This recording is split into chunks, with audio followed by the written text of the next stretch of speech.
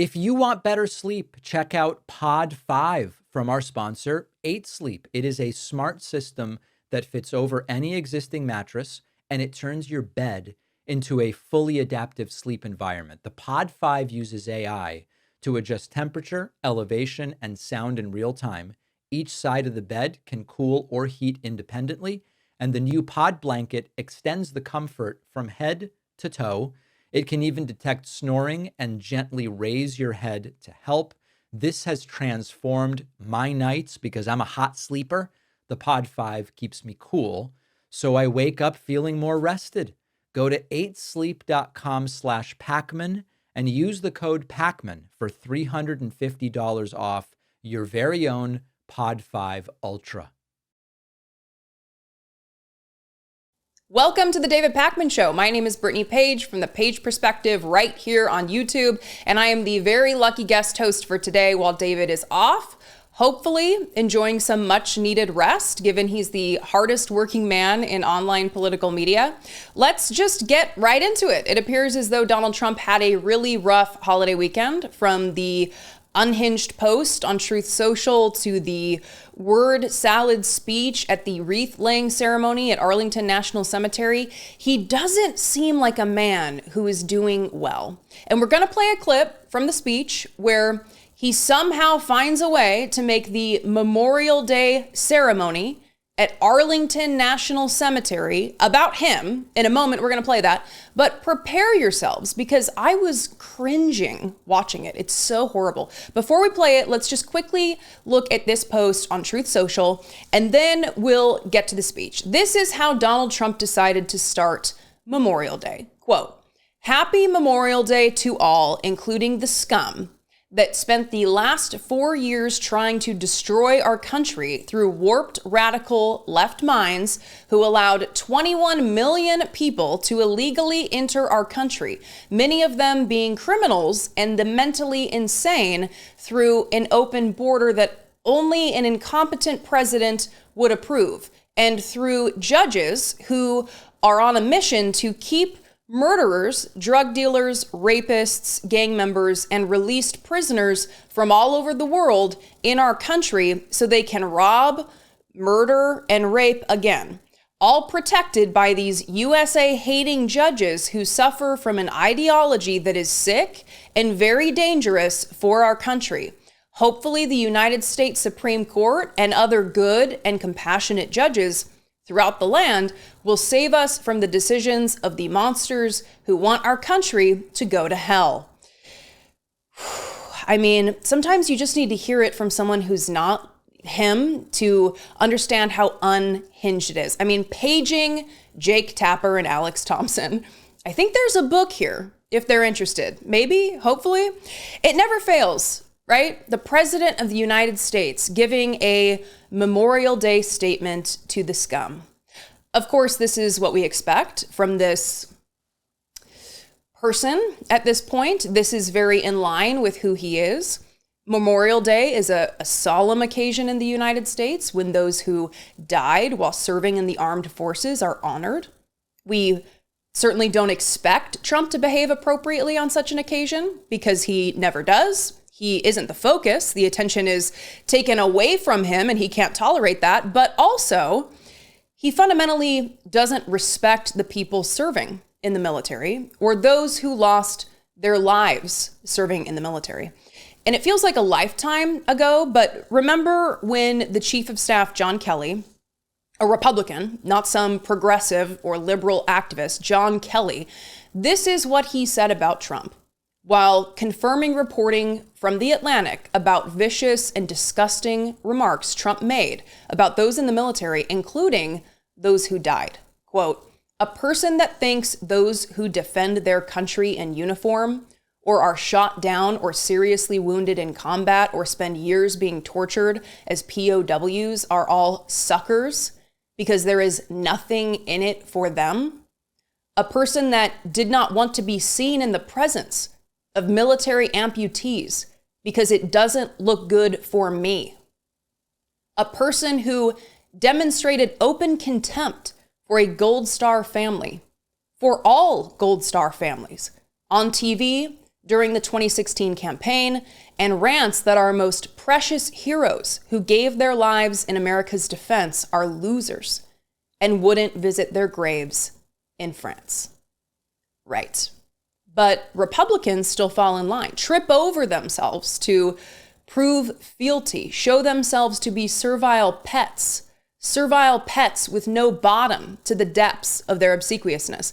And with Defense Secretary Pete Hegseth and the heavily eye-lined Vice President J.D. Vance by his side, Donald Trump attended a wreath-laying ceremony at Arlington National Cemetery, where he also gave a speech. And before he got into the meat of it and made it about himself, he took a moment to say this about Pete Hegseth. Thank you to Vice President Vance, doing a terrific job. Thanks also to a man who has devoted his life to service members and veterans, Secretary of Defense, Pete Hegseth, who's doing really well. He went through a lot, didn't he? But he's doing really well. He's a tough cookie. That's what we want, is a tough cookie. Pete went through a lot? Quite the thing to say at a Memorial Day ceremony where families of fallen soldiers are sitting in front of you, especially when you're talking about the very consequences of Pete's own actions when you say that he went through a lot. He went through a lot on his way to the halls of power. He had to deal with reports about sexual assault and abuse allegations. Poor guy. But don't worry, he's in there banning books about racism at the U.S. Naval Academy, guys. Be serious. That certainly wasn't the worst of it after Donald Trump mostly sticks to the script prepared for him, honoring specific families and specific fallen soldiers, telling their stories, having the children of fallen soldiers stand up to be recognized. Things take a turn. In fact, I'm going to leave a little bit of context at the beginning of the clip so that you can see just how quickly he goes from scripted Memorial Day seriousness to, hey guys, what about me? We should never forget, even for a moment, that freedom is a gift of the highest cost and peace is won at the most precious price. These extraordinary American heroes and their immense and ultimate sacrifices, they offer only the faintest glimpse at the infinite grace we have received from all who laid down their lives for America. Over the past 250 years, we're going to have a big celebration, as you know, 250 years. In some ways, I'm glad I missed that second term where it was, because I wouldn't be your president. For that most important of all, in addition, we have the World Cup and we have the Olympics. Can you imagine? I missed that 4 years, and now look what I have. I have everything. Amazing the way things work out.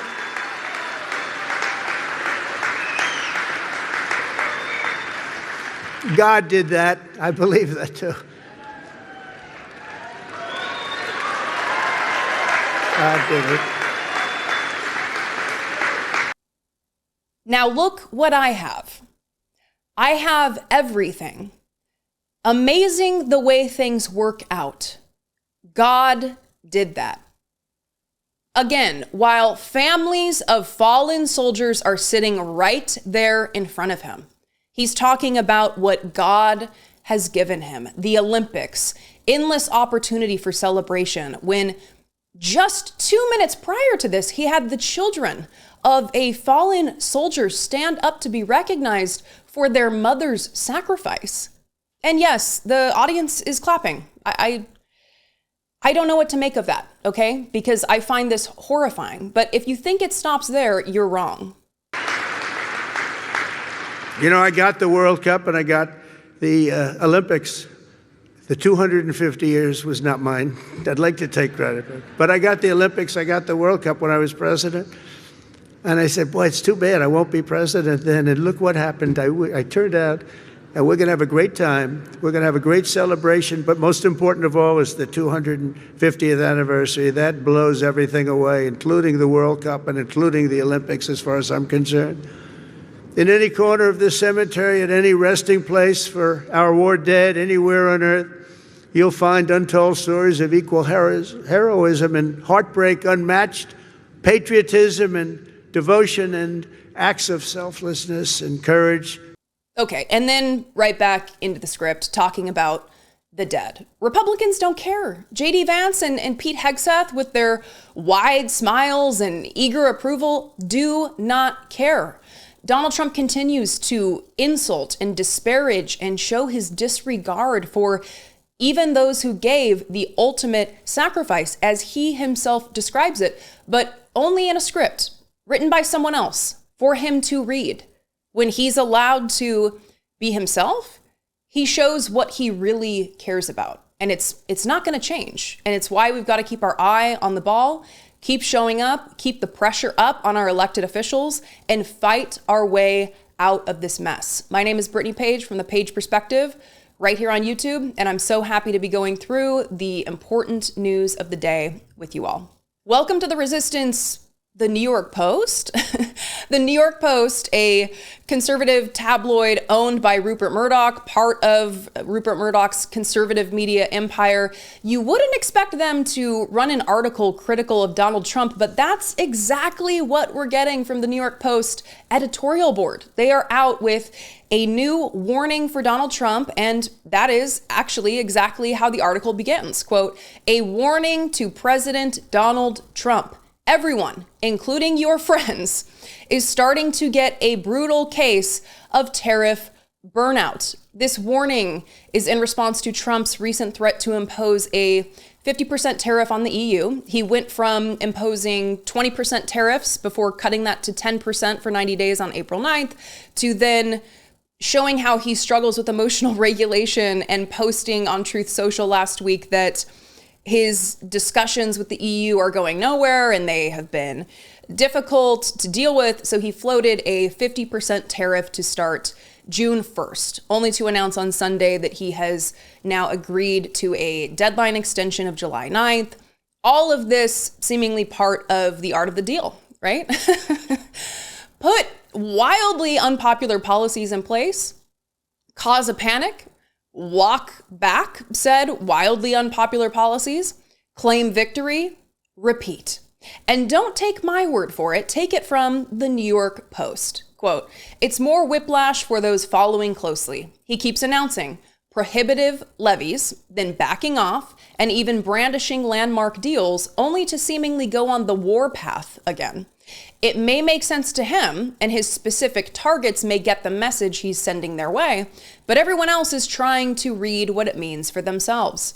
Who feels confident they fully understand the strategy behind the tactics, and does so enough to have a clear sense of where things will stand in 6 months?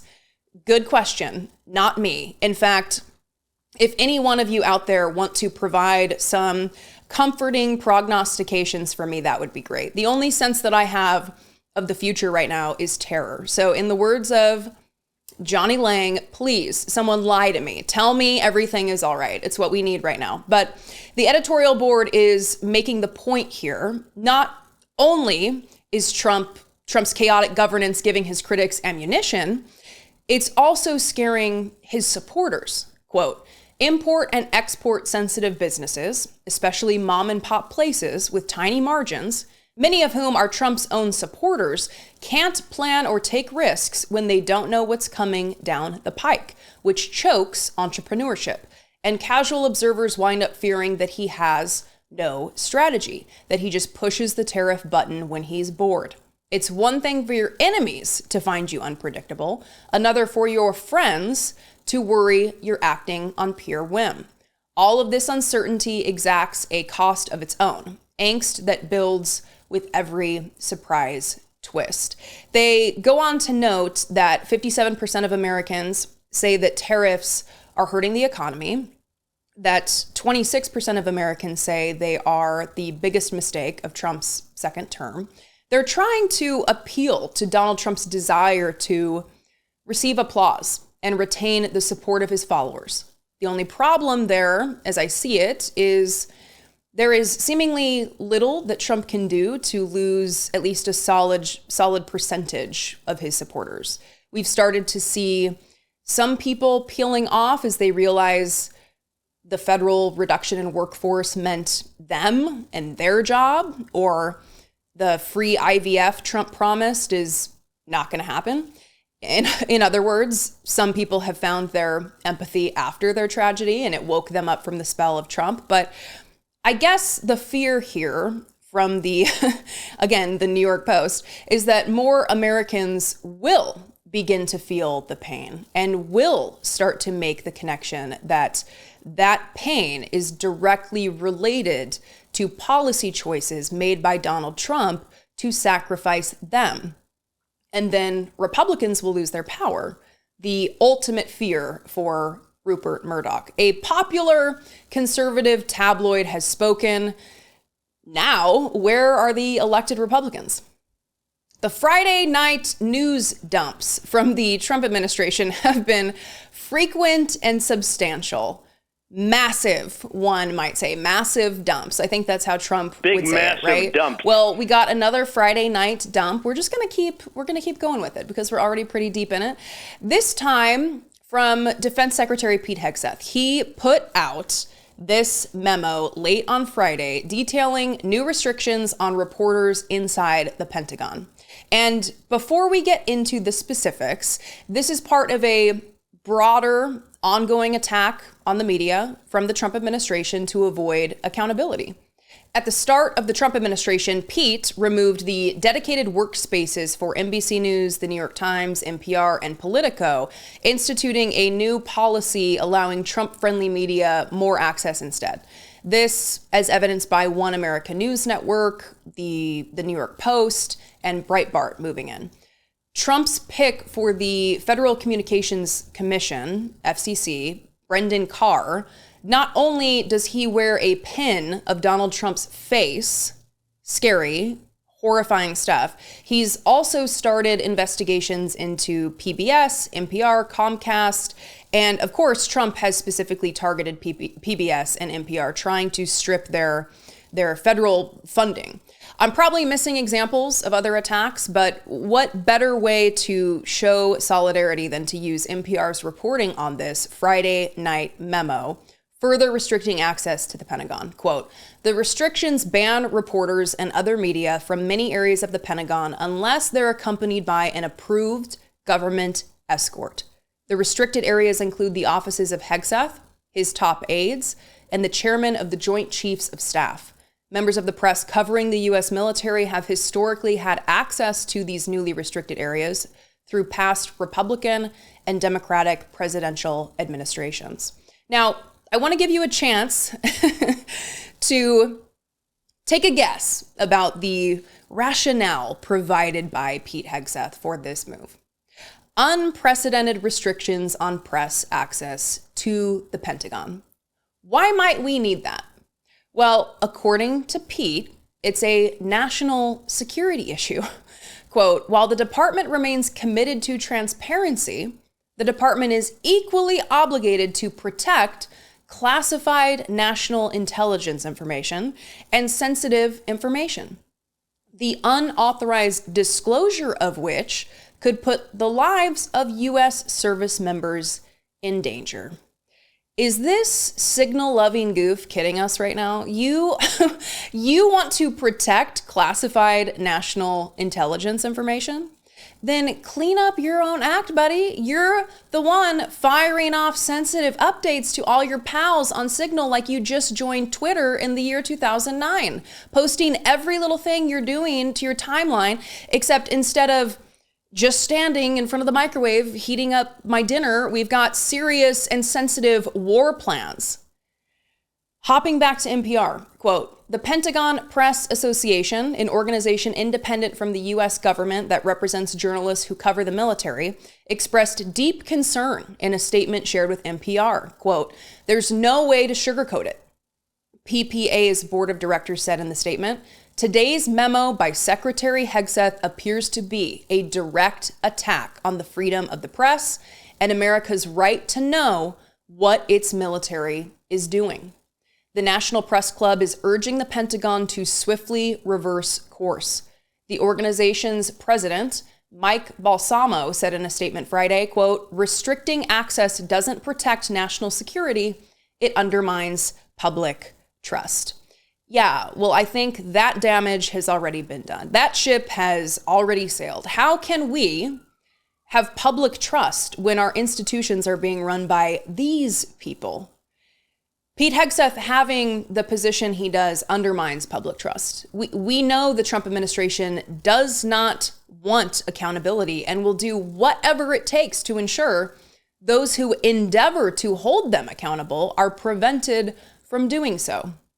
But it's important that we continue to, again, keep our eyes on the ball, and why it's so important to ensure you are supporting independent media, whether it's channels like David Pakman Show or any other progressive commentator or organization doing important work. My name is Brittany Page from the Page Perspective on YouTube, and I would love for you to subscribe to my channel over there.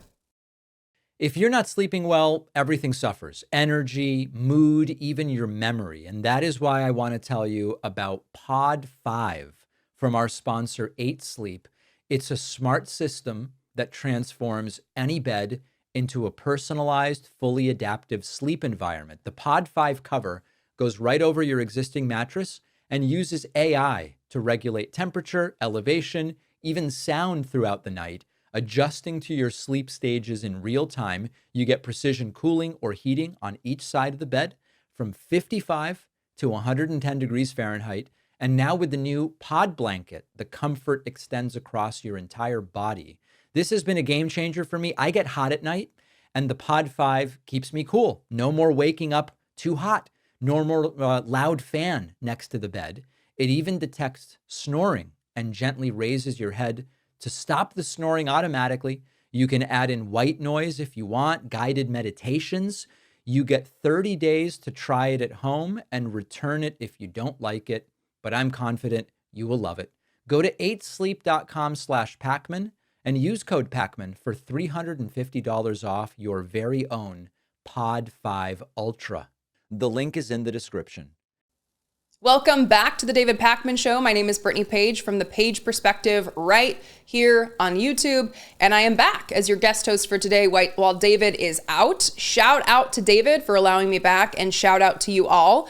David has one of the best audiences in the game. We've had several recent examples of blatant self-dealing since Trump took office. Most recently, the crypto grift dinner where people the White House refuses to name attended a dinner with Donald Trump. In order to gain entry into this dinner, they had to hold the most in the Trump meme coin. The top 220 holders during a certain time period were selected, with the top 25 given even more special access. I've seen some reporting, including this from CNBC, that attendees spent a combined $148 million to be there. And then, of course, we also saw that Trump accepted this $400 million luxury jet. New reporting shows that it could cost $1 billion to turn this jet into the new Air Force One. Republicans tell us we can't afford to pay for Medicaid and SNAP. We can't afford to feed hungry children, but we can shell out $1 billion to ensure Donald Trump flies through the night in style and doesn't have to feel bad when he feels sad about the appearance of the current Air Force One when it's parked next to other planes. Oh, a real thing that he's concerned about, by the way. But the grift doesn't stop there. We have new reporting from the New Yorker's Evan Osnos that there's a new secret exclusive club where you can pay millions of dollars and gain special access to Donald Trump. In the article, it is described as, quote, outer borough mafia shit.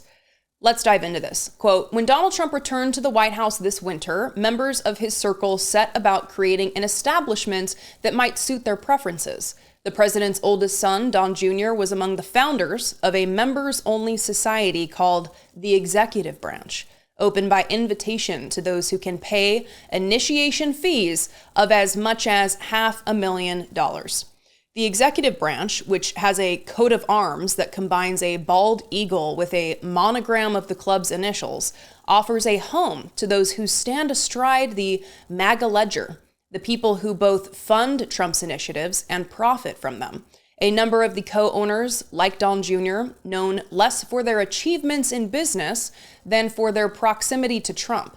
They include the cryptocurrency entrepreneurs Zach and Alex Witkoff, whose father, Steve, is Trump's Middle East envoy, and Ahmed Malik, a founder of 1789 Capital, a venture capital firm that is named Don Jr. as a partner.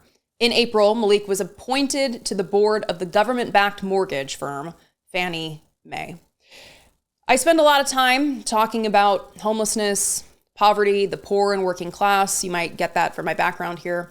And I often think of a quote from one of my heroes, Barbara Ehrenreich, who said, "When the sides were drawn up between the powerful and the downtrodden, there had never been any question about where I stood." And I think about the kinds of people we should be putting into positions of power and the people that we have in positions of power. And I just feel rage. I mean, these men go into these exclusive clubs to connect with the powerful, to scheme about additional ways to explode their wealth, power, and influence. And then they're out here slashing USAID, quite literally causing millions of deaths in the process. Slashing Medicaid, SNAP. Did you see in the new budget, they're going to get rid of subsidized student loans and they're putting hurdles on Pell Grants. People who will never have to rely on these programs, eager to strip them from those who do. Do you feel rage too? I certainly hope so. Let's continue with this New Yorker reporting on the launch party for this exclusive club. Quote, "The guest list included an extraordinary range of officials from the new administration. Lobbyists from the pharmaceutical and finance industries were pleased to find themselves in close quarters with the Secretary of State, the Attorney General, and the Director of National Intelligence, as well as the chairs of the Federal Trade Commission, the Federal Communications Commission," that's the guy who wears the Donald Trump pin, "and the Securities and Exchange Commission." One attendee later described it as an improvement over the scene at the Trump International Hotel, which was popular during the first term. Quote, "That was open," the guest told me. "You could find Rudy Giuliani pretty tipsy on any given night, holding court in the lobby. The new club has higher barriers to entry." Quote, "It's a sign of how Trump has filled his administration with people who can actually afford that," the guest said. "It felt like a White House party, to be honest." Oof. Lobbyists pleased to find themselves in close quarters with the most powerful is a sentence that makes me sick. It's also remarkable that people are rating the level of access they're able to get from one pay-to-play event to the next. Here we didn't have as much direct access, but here we absolutely do, and it was great. The days of, imagine if Joe Biden did this, imagine if Barack Obama, or insert any Democrat here, were doing this, just does not matter anymore because it does not move the needle. There are not political consequences for this self-dealing. And until there are consequences, it will continue. And just one more piece of the article here. Quote, "Even seasoned practitioners of Washington pay to play have been startled by the new rules for buying influence. In December, a seat at a group dinner at Mar-a-Lago could be had for $1 million contribution to MAGA Inc., a super PAC that serves as a war chest for the midterms. More recently, one-to-one conversations with the president have become available for $5 million. Trump has sold influence so briskly that the political machinery cannot keep up. As long as you have the cash, you too can have easy access to those in the halls of power." And this article is long, but I highly recommend reading it in its entirety. It isn't just about Trump's corruption. In it, the reporter traveled to the Fight the Oligarchy tour and shares his experiences meeting people who are first-time Bernie rally attenders and how those people he met would report how many people they knew that regretted their vote for Donald Trump, who see that Elon Musk, for example, is not concerned about their best interest. And this is the best we can hope for, right? That people start to see this corruption and self-dealing for what it is, especially as they start to feel the direct pain that Trump inflicts on them. This article actually speaks to the importance of a unified movement against those in power. So I hope you have found a community of like-minded people where you can join forces, in protest or join in calling and pressuring your elected officials, because we need all the help that we can get. You can count on me to continue to follow the ongoing threat of the billionaires in power and their new executive branch exclusive club. And I would love to have you join me over on my YouTube channel where I talk about these very issues. My name is Brittany Page from the Page Perspective here on YouTube, guest hosting for David. Thank you for being here. With the hourly 5 alarm fires coming out of the Trump administration, it's frankly difficult to keep track of the constant stream of assaults on our rights. It's part of why shows like this one, The David Pakman Show, just in case you forgot that this is what this was, given I'm not David Pakman, it's why shows like this one are so important. It's part of why independent media is so important. Often things that may not make it to primetime slots in mainstream media are still primetime stories, and they still need your eyes and your ears, and this story is one of them. We're gonna get to a clip of Senator Patty Murray taking the new FDA Commissioner Marty Makary to task, specifically telling him that she knows he would prefer the administration's plans to go after the abortion pill stay under wraps, but that she isn't going to let that happen. And I hope you, me, all of us, I hope we don't allow that to happen either, because this new development is scary. A propaganda report that has been published claiming to illustrate the dangers of the abortion pill mifepristone just got published, and it's already pushed the FDA commissioner to begin a review into mifepristone's safety. First, we have to say that the plans to go after the abortion pill mifepristone, they started a long time ago. After the fall of Roe, realizing the power of the anti-abortion activists and their true goals, we learned through Project 2025 that the right wing wants to go further. They want to revoke FDA approval for mifepristone.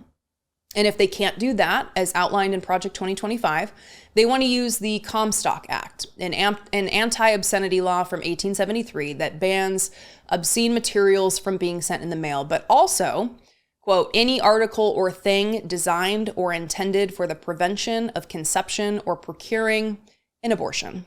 And why? Why would medication abortion be the next target here? Well, 63% of all abortions in the United States in 2023 were medication abortions, and that's up from 53% in 2020. This according to the research from the Guttmacher Institute. Most of these, as noted by the Institute, involve both mifepristone and misoprostol. A transition to misoprostol only would be safe and effective, but we shouldn't have to even worry about any of this because mifepristone is safe and effective. How safe? This is going to blow your minds if you don't already know this. I know David has a smart audience, so you may already know this, but looking at data from the University of California, San Francisco, the Advancing New Standards in Reproductive Health, the mortality rate for medication abortion is 0.48 deaths per 100,000. Again, let me repeat that. 0.48 deaths per 100,000. This is a mortality rate lower than penicillin, with a mortality rate of 2 deaths per 100,000, and Viagra, with a mortality rate of 4 deaths per 100,000 users. But we're going to hear from Josh Hawley. Josh Hawley isn't begging RFK for a safety review of Viagra, is he? We're going to hear from RFK. RFK isn't shaking in his boots calling for a safety review on Viagra, is he? And going back to this data, the abortion pill is safer than pregnancy and birth. Reading from this research again, quote, the mortality rate for those known to have had a live-born infant is 8.8 per 100,000 live births, which is about 14 times higher than the mortality rate associated with medication abortion. They don't seem particularly worried about this either. Unfortunately, Donald Trump has hand-selected zealots eager to carry out the right's most pernicious goals for the anti-abortion movement. And the latest news tells us that RFK, the new Secretary of Health and Human Services, and I believe the most dangerous of Trump's picks, is confirming that he has asked the new FDA director to do a review of mifepristone based on this brand new propaganda report from an anti-abortion organization. Let's hear Republican Senator Josh Hawley get this confirmation from RFK just a couple weeks ago. You have said you'll do a top-to-bottom review. Do you continue to stand by that, and don't you think that this new data shows that the need to do a review is in fact very pressing? I think the new data, first of all, it validates the CAS study, which is previously probably the most comprehensive data that we've seen on it, and it is and it's alarming, and clearly it indicates that at very least the label should be changed. I've asked Marty McCary, who's the director of FDA, to do a complete review and to report back. Good. Do you have any sense of timeline? I do not. It will be a top priority, though, for you. Is that safe to say? You say that it probably indicates the label needs to be changed. Do you think it's also important as part of your review to consider whether it's necessary now to put back in place the long-standing safety protocols that always accompanied mifepristone until the last administration? In-person dispensing, doctor visits, screening for ectopic pregnancies. I know that Marty McCary will make a recommendation. I feel that the policy changes will ultimately go through the White House, through President Trump. The policy changes will ultimately go through the White House. Right. This isn't about safety. This isn't concerns about healthcare. This is political. It is no coincidence that a propaganda report gets published just a couple of months into the Trump administration, which claims overwhelming dangers associated with mifepristone use, which is outside of scientific consensus, immediately prompting a review by the FDA by Trump lackeys. I mean, we all see the writing on the wall here. Just look at this website for the Ethics and Public Policy Center, the organization that published this non-peer-reviewed, self-published propaganda report attacking mifepristone. Here they list their priorities, quote, pushing back against the extreme progressive agenda while building a consensus for conservatives. Yeah, sounds like a non-biased approach to research. This must be the new gold standard science we've been hearing so much about from Donald Trump. So this quote unquote new data is a convenient way to begin the next phase. Thankfully, we have senators like Patty Murray who are bringing this issue front and center. She questioned the FDA commissioner about the Trump administration's efforts to lay the groundwork to restrict access to the abortion pill. Let's watch. Okay, so if a study came out saying that people who took a certain medication experience a certain rate of, quote, serious adverse events, but the study's authors refused to say what they were counting as an adverse event, would that raise serious questions for you about the study's validity? Yes, Senator. So I have the natural inquisition of a scientist that's done a lot of research, so I would want to see the underlying data, yes. Okay. Well, I am, of course, talking about the sham study from the Ethics and Public Policy Center. It's an anti-abortion group. It's bankrolled by extremists. They fought to overturn Roe v. Wade. And this study, if you can call it that, is unsound and has been widely panned by medical experts. But days after its release, you and Secretary Kennedy are now suggesting that we need a, quote, complete review on the safety of mifepristone. Now, to be clear, mifepristone has been proven safe and effective in more than 100 studies over 3 decades. And the people that are now pushing that bogus study and saying that mifepristone is dangerous for women are the exact same people who think that abortion is never necessary to save a woman's life and that 10-year-olds should somehow be forced into childbirth. I believe that this administration is laying the groundwork to rip away access to medication abortion across the country. This has not gotten enough attention. And I know you'd prefer to keep it that way, but I want you to know I'm not going to let that happen. I have not seen that study, Senator, and you have not seen that study. Well, so actually, how can you call it a sham bogus study? Neither of us have seen the study, the underlying data, or the methodology. Actually, that's not true. But I will say this. Mr. Chairman, we have a lot of differences here. I know you came before this committee to present your side of the story, but I am very clear that laying off people, cutting budgets, is not going to improve the safety and efficacy that we count on when we go to the drugstore to get our drugs. And I know that sham studies that try to prove a point that came from a political group is not going to tell the public that they can count on the medications they count on. Thank you, Mr. Chairman. I yield back. Did you note the strange defensive reaction there? There are several issues, again, with this propaganda report. I've already mentioned that it's out of step with scientific consensus. It's not peer reviewed. It's not published in a medical journal. They have not made the database they use to conduct their analysis publicly available or have even revealed what the database is.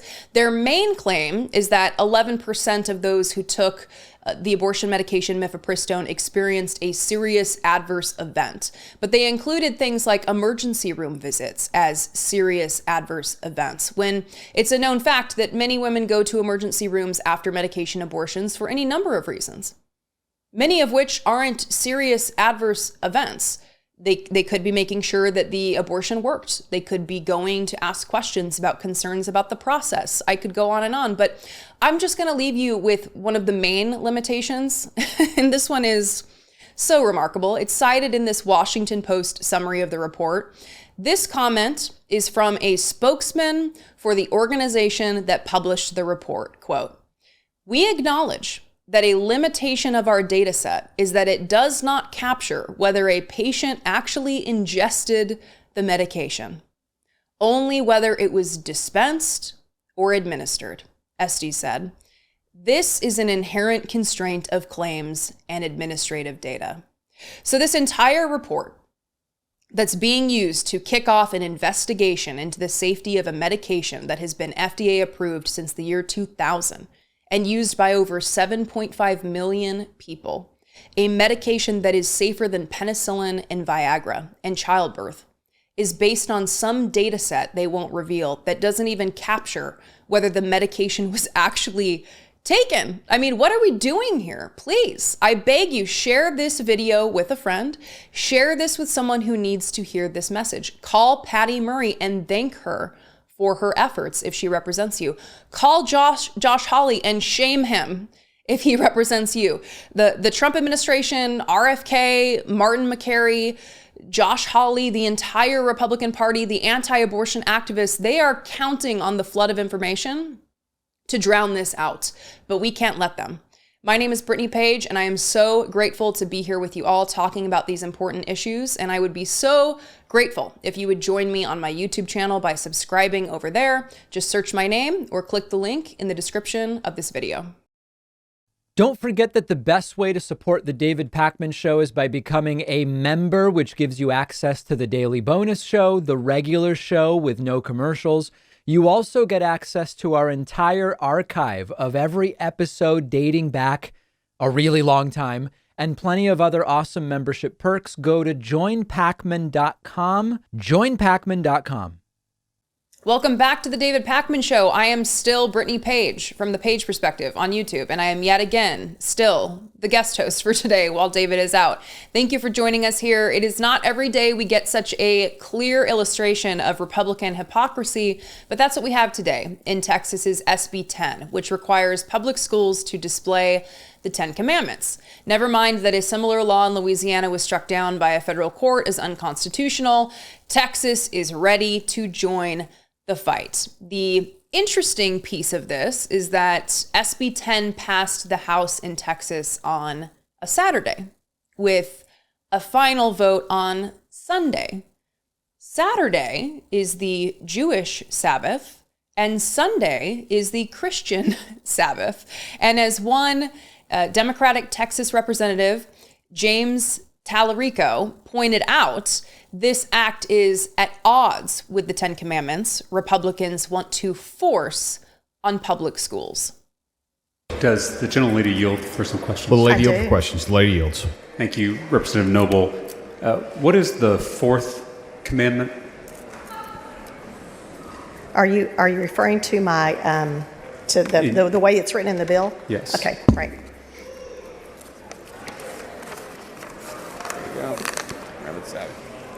Keep the Sabbath. It's about us being here on Saturday. Is that ironic or what? So what does it mean to keep the Sabbath holy? Well, I think it's, you want to get into theology here? I'd love to, if you'd like to. You know, something tells me she doesn't want to actually have a theological discussion. Something tells me she wouldn't love to do that, because when she was asked directly what the fourth commandment is, she couldn't answer. And the man behind her, I'm assuming an aide or something, was quietly coaching her along.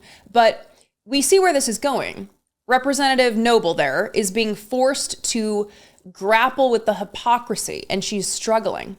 Let's see how this continues. God, who founded the world, didn't need rest, and yet he took a day of rest after he did creation, and I think he was a good example to us to take a day of rest. And that is enshrined in our rules, in our Constitution, where it says accepting Sunday in our very early documents as a nation. And so part of keeping the Sabbath holy is not working on the Sabbath? That is, and what is a day of rest. The Ten Commandments come from Judaism. What day is the Jewish Sabbath? It is on Saturday. And what day is it today? It is Saturday. Here we are. The Christian Sabbath is what day? Sunday, in honor of the day that Jesus rose from the dead. And we're scheduled to give this bill a final vote on what day of the week? It's ironic, isn't it? Would you be willing to postpone your bill so that we're not breaking the Ten Commandments by working on the Jewish or Christian Sabbath? I love that you said that, because if we had not had your point of order the other day, we would have actually already completed that. And so, Representative Noble, you're saying that you'd rather tell people to follow the Ten Commandments than follow it yourself? I would have rather have had this bill passed the other day when it was time. And you know, that's really sad that we are under such a crunch in time now with the end of session. Our Texas forefathers only gave us 160 days to pass bills, and that's where we are in this session. Yes, it's really sad. It's really sad that they were only given a limited amount of time by the Texas forefathers, so they're having to break the rules laid out in their holy book, having to break the 10 commandments in order to get it done. Well, it seems like if those constraints, both the constraints from the Texas forefathers and those pesky 10 commandments, you gotta cope with your constraints, right? I mean, here's one thing I want you to pay attention to going forward in this video is how many hypocrite reinforcements arrive to her side as this exchange continues. We as a legislature are about to force every teacher in the state to post the Ten Commandments in their classrooms. If Do they are members donated. of the Texas legislature follow the Ten Commandments? Is that about the bill? Your bill is about the Ten Commandments. Yes, it I'm is. asking, do members of this legislature follow the Ten Commandments? So again, this bill is about honoring our historical, educational, and judicial heritage with the displaying of the Ten Commandments. The ninth commandment is thou shalt not bear false witness. Are you aware of any legislators who have lied about anything? That is, you know, there might be one coming up in a minute if you keep talking. We'll see. The seventh commandment is thou shalt not commit adultery. Yes. Do you think that members of the legislature should focus more on trying to follow the Ten Commandments rather than telling others to follow them? Maybe they didn't have them posted. I am, you know, it is incumbent on all of us to follow God's law, and I think that we would be better off if we did. So I know there's some drama there, some mystery about some liars and cheaters, but just gonna let you know up front that there's never any names that are dropped, just a strong implication that that entire room is aware of the liars and cheaters in the chamber. And it seemed like the message was received. Now, my favorite part of this exchange is actually how it ends. In the committee hearing for this bill, you said that students should see the Ten Commandments in their classroom and remember, quote, God is watching. Is that correct? What? In the committee hearing for this bill, you said that students should see the Ten Commandments in their classroom and remember, quote, God is watching. I do not recall that. You said it in response to a question from Representative Bryant in the Public Education Committee. You don't recall that? No, obviously you do, though. That was like 4:30 in the morning. We were all pretty sleep deprived. I don't remember in what response that was, if indeed that was a response. I do, however, believe. The lady's time has expired. Thank you. Boy, was she eager for that save, right? She doesn't remember saying that, you guys. She was sleep deprived. I mean, listen to those excuses. She wants to force 10 commandments into schools, into public schools in Texas. But she doesn't want that to be a reminder that God is watching. It shouldn't be an implication of pressure. It's just decorative. It's a decoration, just like how it is for her, given the fact that she can't state what the commandments are off the top of her head and doesn't actually follow the commandments. In fact, laughs at the suggestion that she should. So shout out to James Tallarico for this important line of questioning, which may seem petty to some people, but I think it's important. It's an important exercise in exposing the hypocrisy of those on the right who want to hold the rest of us to a standard that they don't even apply to themselves. Donald Trump is continuing his attacks on Harvard, pretending to care about anti-Semitism. And this is something that I'm really struggling with because Donald Trump does not care about anti-Semitism. This is a man who had dinner with Nick Fuentes, the most prominent white power activist right now. I mean, he's the new Richard Spencer. You remember when Richard Spencer was the only Nazi that people could name? And we're not even talking about the connections to Elon Musk with his Nazi salute and the constant obsession with birth rates, which means white birth rates. And that we just had the fake white genocide conversation in the Oval Office the other day. I mean, we're still pretending that these people, the Trump administration, cares about defeating anti-Semitism. Let's hear the latest from Donald Trump speaking to reporters about his ongoing plans to attack Harvard.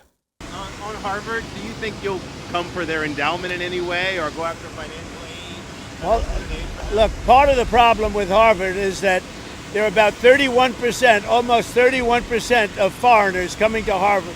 We give them billions of dollars, which is ridiculous.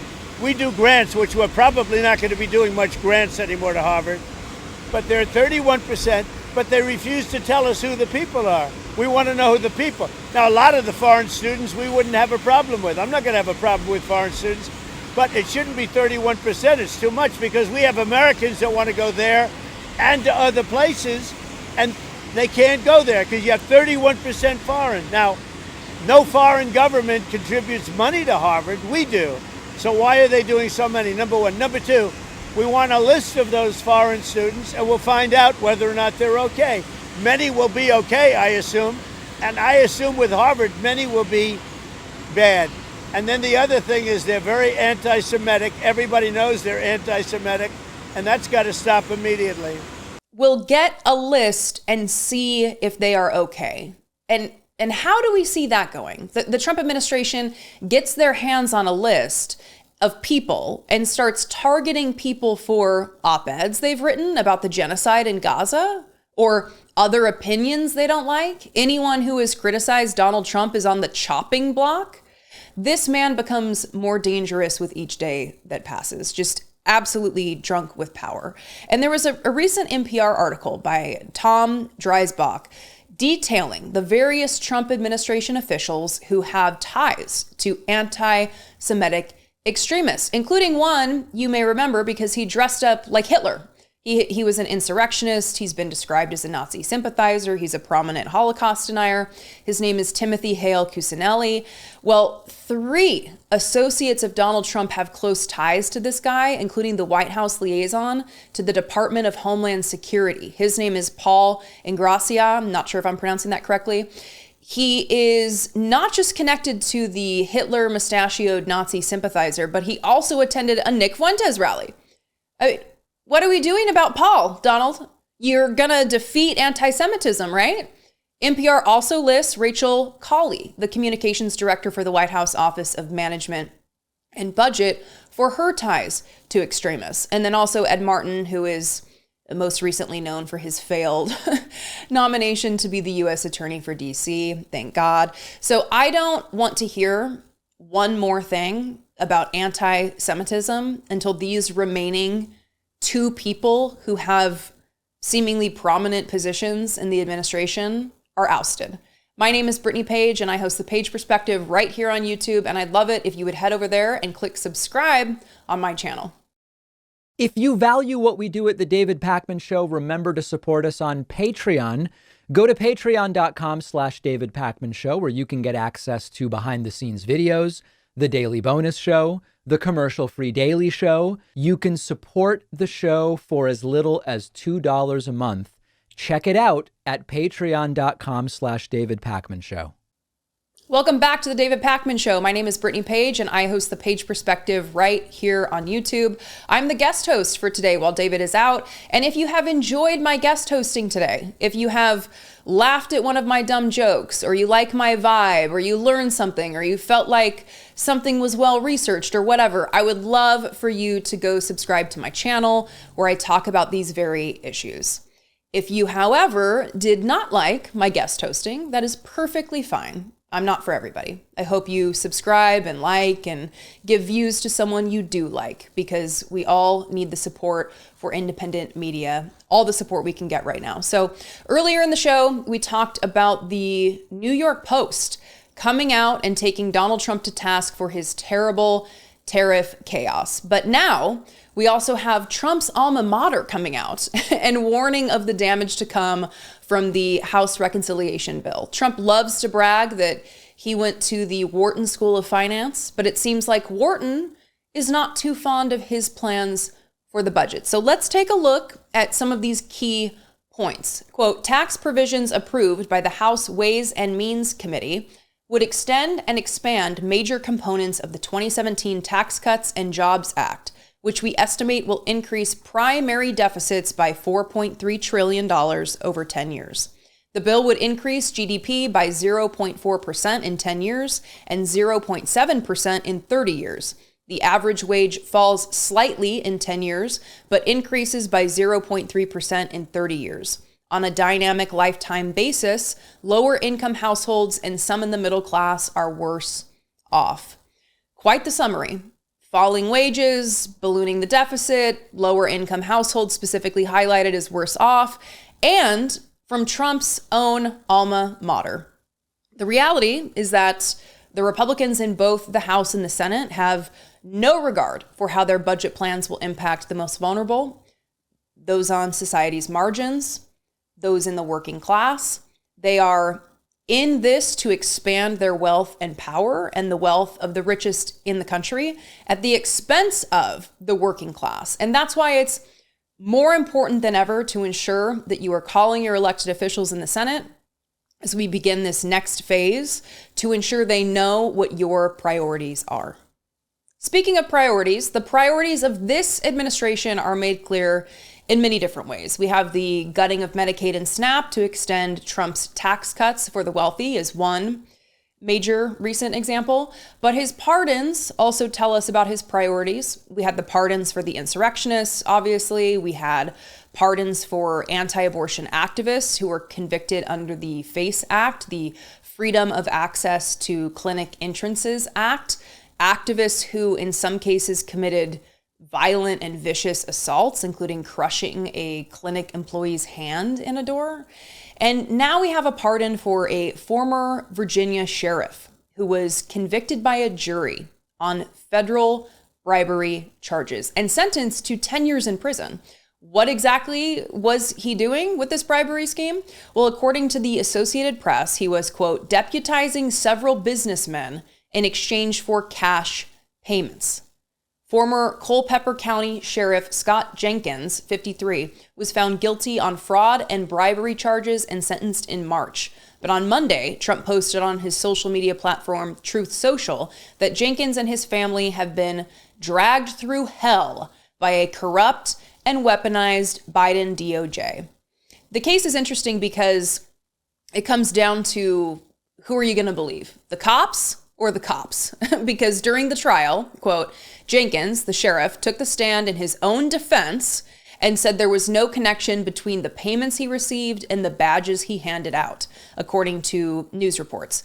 Testifying against Jenkins were 2 undercover FBI agents who were sworn in as auxiliary deputies in 2022, and immediately thereafter gave Jenkins envelopes with $5,000 and $10,000 in cash, respectively.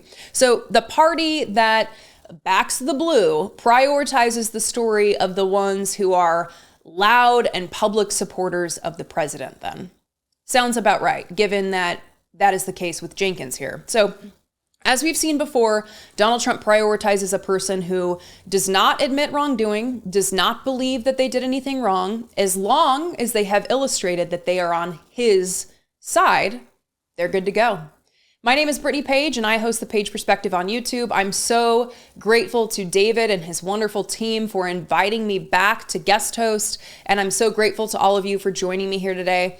Join us later on the bonus show, where I hear David likes to make money, as I will be co-hosting the bonus show with my I Doubt It podcast co-host, Jesse Dollamore, talking about exciting stories that did not make it into the main show. Thanks again, and see you tomorrow.